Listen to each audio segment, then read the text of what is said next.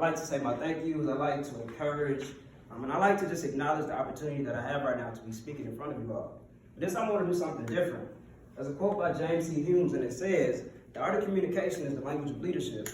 Those who can master the art can convince others to help them move mountains."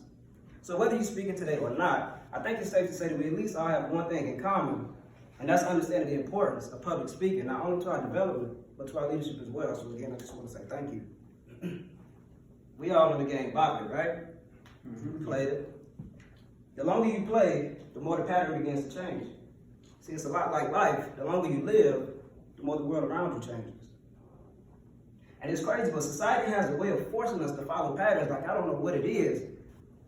And let's just say, when it tells me to twist it, I pull it. The game is going to tell me I lost. I'm out. See, a lot of times in life, our friends, our family, society, the world will oftentimes make us feel like you lost. You're out. As soon as you disrupt the pattern that is given.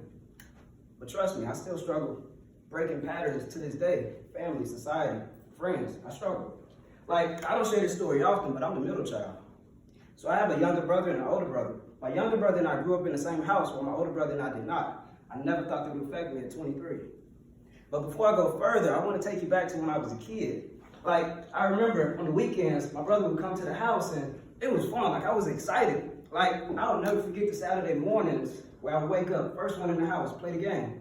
And I would go to my older brother whenever I got stuck. "Yo, can you help me out? Like, I need your help." And regardless of him being tired, whatever, he was always there to help me out. Always had my back, always by my side. I loved him for that. And as I'm thinking about it now, I'm actually taken back to a time where I remember it was a weekend and we were riding bikes. Like I told him this weekend, we were riding bikes. Like I told my dad, take my training wheels off, I'm riding with big bro. And I was excited about that. So we got there, we went outside, we took a lap around the neighborhood. We were going down the hill, fast as I've ever gone, most fun I've ever had. Until I realized I didn't know how to stop my bike. I didn't have my training wheels. So we're going down the hill, and you can guess it, I ran slap into a mailbox. Worst pain ever, like, if you've never felt pain, that was real pain. And while I remember the pain of running into the mailbox, that was another thing that I remembered about this moment. And that was that in this time, I saw something else that I loved about my brother. And again, he was always there, right by my side, never left me. I loved him for that. He picked me up, took me to the house, made sure I was straight. And I remember I would always say, sometimes I just wish the weekends were longer. But as we got older, what was once every other weekend became every third weekend, every fourth weekend, and so on. Again, I never thought it would affect me at the age of 23.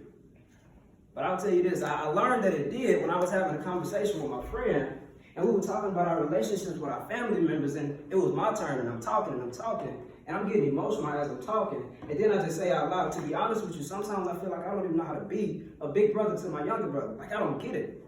Like, when he comes to me about advice, when he needs inspiration, encouragement, sometimes I feel like I don't even know what to tell him. And it bothers me a lot. And then she responded, "Jalen, you see what's happening, right? A pattern is being created between the three of you. The gaps that you felt you had with your older brother, and those weekends that y'all missed out on, you're now stepping into that place, creating those gaps with your younger brother." And when she told me, that bothered me even more, and just caused more confusion. But one thing I do believe in is that in the midst of opposition and struggle, we must always remain positive, and that's what I did. So in the midst of my confusion, I told myself, "Jalen, it's fine." Because guess what? You completed the first step to disrupting patterns. And that is to recognize them. You did it. But see, one thing about that, after you recognize it, then you get to the point where it's uncomfortable. Like, I hate the fact that I have to be the one to step in and be a change. Like, it's tough. That's uncomfortable. It doesn't feel good. Like, I'll never forget, it was one night I was in my dorm and I'm walking back and forth and pacing, and I had my phone in my hand, and on this night I told myself, okay, Jalen, today you're going to call your brother.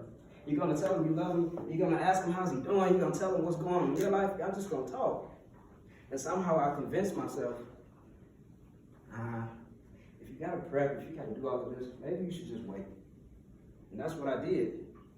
A few weeks later, I got a call from my parents, and they told me, "Jalen, your brother was just in a horrible, horrible accident."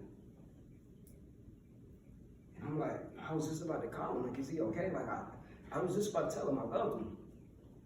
And she responded, yes, he's fine. We're actually right beside him in the hospital. He said he loves you. In this moment, all I remember that night was the tears, the emotions that I felt. But most importantly, what I learned from that night was that life goes on, and it waits for no one. And it just still bothers me to this day, but I was just so happy that I learned this lesson. See, one thing I do believe in is that in life, we can't wait for the right moment. Like, that's not a thing. Like, according to psychologist Bruce Tuckman, there are 15 key reasons as to why we procrastinate. One of those top reasons is that we're always waiting for the right moment. And that was me. And this situation just taught me that, Jalan, you can no longer wait. You have to do it right now. Like, I'm a firm believer that as individuals, we have to learn new ways of living instead of repeating what we lived through. Like, there's a phrase, we've all heard it, it's very elementary. Out of sight, out of mind. To me, that means things that you cannot see, you cannot think. But many of us live our lives based on this phrase, in sight, in mind. The things that I've seen is all that I know. So I just want to leave you all with a quote by George Bernard Shaw, and it says, "The reasonable man adapts himself to the world. The unreasonable man persists in trying to adapt the world to himself. Therefore, all progress depends on the unreasonable man." In other words, of course, you can continue to follow the patterns of life, society, your friends, and family. But I personally think you should change it. But of course, if you feel the need, follow it. But if we're talking development, if we're talking leadership, if we're talking progress, then you have to be the person that's willing to disrupt something, even when it feels uncomfortable, even when the world tells you you're out, even when the world makes you feel like you lost the game of life. Thank you.